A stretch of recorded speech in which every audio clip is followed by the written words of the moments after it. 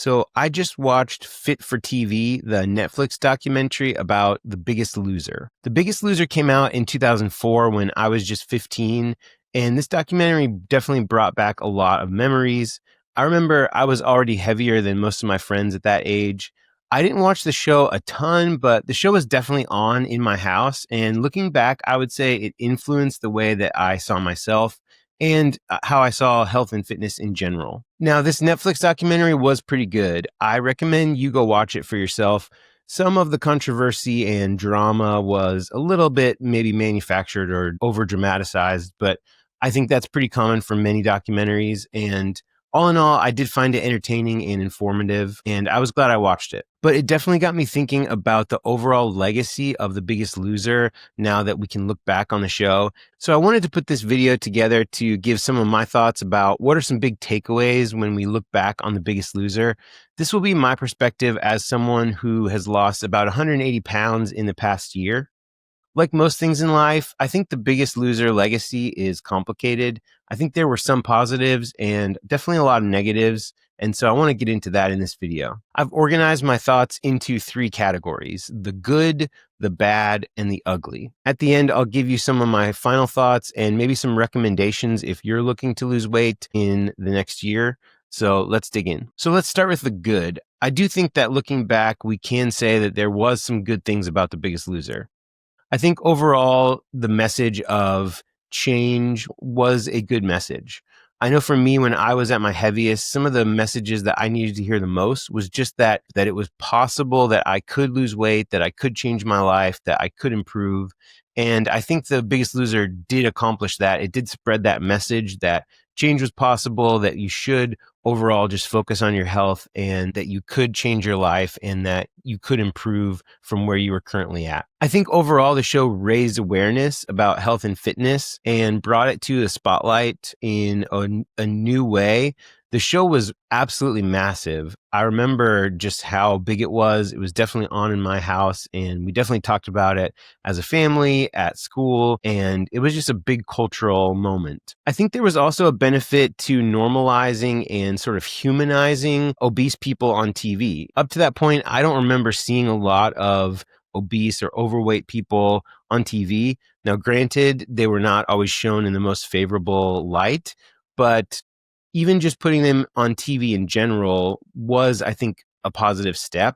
And the show did at times humanize overweight people and made them into more than just their bodies, but real people with real lives that had real goals and aspirations. And to the extent that that happened, I do think it was positive. There may be some more positives, but those are the ones that come to mind for me. So let's move on to the bad. I think one of the bad things that the show really played into was the emphasis on working out as the main way of losing weight. In the documentary, the producers talk about how they were trying to make an entertaining TV show. And even though they knew that diet was the more important factor in terms of losing weight, they said that it wouldn't make for very good TV if they just showed people eating or not eating and talking about diet a lot. So they ended up focusing a ton on the exercise and really hard working in the gym.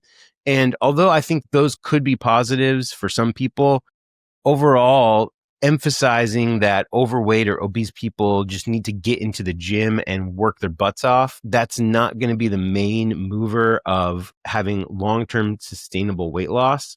Unfortunately, I think that's one of the biggest legacies of the show is just the extreme working out in the gym and that being the main answer, if you will, to losing weight. I think that was one of the biggest downsides of the show because I know for me as an overweight person, I think it played into the idea that I just had to get into the gym. I had to work my butt off. I had to do all these extreme exercises, and that was going to be the key to losing weight and being healthy. And that's just not sustainable or realistic for most people, especially people who are older or who are very overweight or who have other medical conditions that go along with their obesity. I think for me, that's one of the biggest downsides of the show looking back. I also think they definitely treated obesity more like a moral failure at times and less like a treatable medical condition. And they just played into a lot of the tropes and cliches about fat people, overweight people being lazy. Particularly bad were those temptation challenges where they would make them eat food, and just a lot of psychological weird stuff was happening. Even in the documentary, they talked about how they don't look back on those challenges fondly. So I definitely think those were out of place and out of touch and contribute to the negative reaction to the show as we look back on it. Now, those were plenty bad, but I do think there were some even worse things. And so let's get into the ugly. I think one of the ugliest things about the show, they talked about it in the documentary, but I don't think that it was talked about quite enough, was the long-term effects on the participants, specifically on their metabolism. There was a study that came out about 6 years after some participants had gone through The Biggest Loser. And the study found that most of the participants who went through The Biggest Loser had regained most or all of their weight, and almost all of them had long-term metabolic consequences. When this group started the show, on average, their resting metabolic rate was around 2,600 calories per day. So that means if they didn't do anything, they would need 2,600 calories to just maintain the weight that they currently were at. After they lost all of their weight, that dropped down to about 2,000 calories per day, which makes sense because their bodies were smaller, so that in theory they should need less calories to maintain their weight. The big issue was 6 years later, after they had regained all or most of their weight, the resting metabolic rate had actually dropped even lower, down to 1,900 on average per day, which means they had to eat even less than they were at their lowest weight to maintain this high weight. It ends up that their metabolism was just absolutely wrecked. And because of the extreme dieting and extreme exercise that they put themselves through in the competition, this absolutely wrecked their metabolism and set them up for failure long term. So although they got a lot of weight loss on the show, it did not set them up for long-term success. And I think that's one of the biggest and most ugly parts of The Biggest Loser, that they almost exploited these people that really wanted to change their lives, that really wanted to improve. They did whatever they could to get them to lose as much weight as possible in a short amount of time as possible. And most doctors will tell you that that is just not the most optimal or healthy way to lose weight.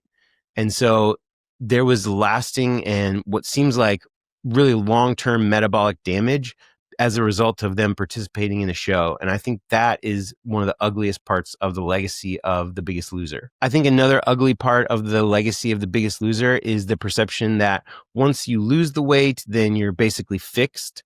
There wasn't really a lot of follow-up. People would basically lose the weight, and that was the last we heard or saw of them. But at that point, after they have lost an extreme amount of weight in an extremely short amount of time, it's actually going to be really hard for them to keep that off long term. I think the final thing that stuck out to me as the ugliest parts of The Biggest Loser was when there seemed to be a choice between making the most entertaining show or making the best decision for the contestants' health. They generally seemed to choose making an entertaining show and not what was best for the patients or for the contestants' health. There's always that escape that the producers of the TV show have, that they can just say, well, we were just making a TV show. But that honestly comes across as a cop-out when we know that they were pushing a lot of health and fitness and wellness onto people. They were profiting, making billions of dollars on health products and health sales and services. And so I really do think that they should have taken more responsibility to not just make an entertaining show, but to actually teach people the best, most sustainable long-term methods for success when it comes to health and wellness. I want to wrap up by giving a couple of tips. As I mentioned early in the video, I have lost about 180 pounds over the past year. I did that through bariatric surgery, specifically a surgery called the SADIE S. I have a lot of info on this channel if you're curious about that or if you'd like to check that out. In light of some of the reflections we have on The Biggest Loser, how should we think about losing weight moving forward? If you're going to make changes to your life, if you're going to try to change your life and lose weight, make sure that you're not doing these extreme dieting and exercise that was promoted on The Biggest Loser. While it may seem like you need to do this extreme thing in order to get extreme results, unfortunately, most people just can't sustain that. It's just not long-term realistic. And so it ends up being smaller changes that you can sustain over a long period of time that can actually make big changes in your life. Generally, slower, sustainable weight loss is almost always better than extreme dieting and extreme exercise. If you do need to lose a lot of weight and you need to improve your health, then I highly recommend looking into some medical interventions such as GLP-1 medications or bariatric surgery or even medically assisted weight loss. There are a lot of options out there. And I think our perception of obesity since The Biggest Loser came out has definitely evolved. It's not just seen as this moral failure that someone who just can't control themselves and just overeats all the time, but it's actually treated as a medical condition.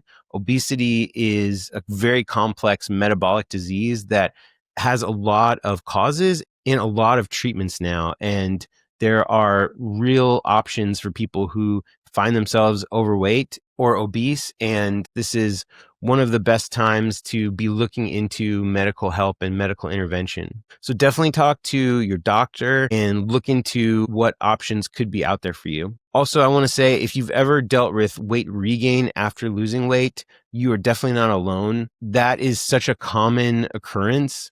It's actually the most common thing that happens after weight loss is regaining the weight. And many people just suffer in silence. They just bury themselves in shame. I know that's something that I did.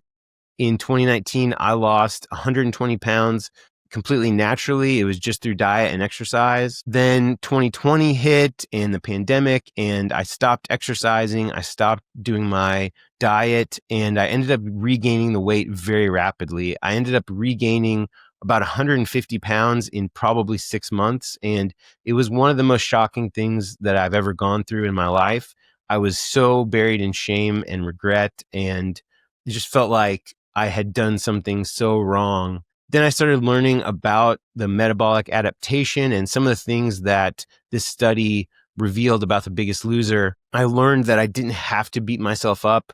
I didn't have to just stay in shame, that I could look into some other options such as bariatric surgery and weight loss medications, and basically just asking for help, just getting help and realizing that I wasn't on my own. So those are some reflections. I also want to mention, if you're interested in long-term weight loss, I just started a podcast called Keeping It Off, where I interview people who have not only lost a lot of weight, but they've kept it off for years at a time. My goal with this podcast is to not just promote impressive weight loss, but to actually promote the habits and lifestyle changes and sustainable methods of people who have not only lost weight, but they've kept it off and they've learned how to actually transform their lives. So if that sounds like something you'd be interested in following, you can follow that here on the channel. The first episode is live. You can also listen to it wherever you listen to podcasts. That's going to do it for this video. Thank you so much for watching, and I'll see you in the next one.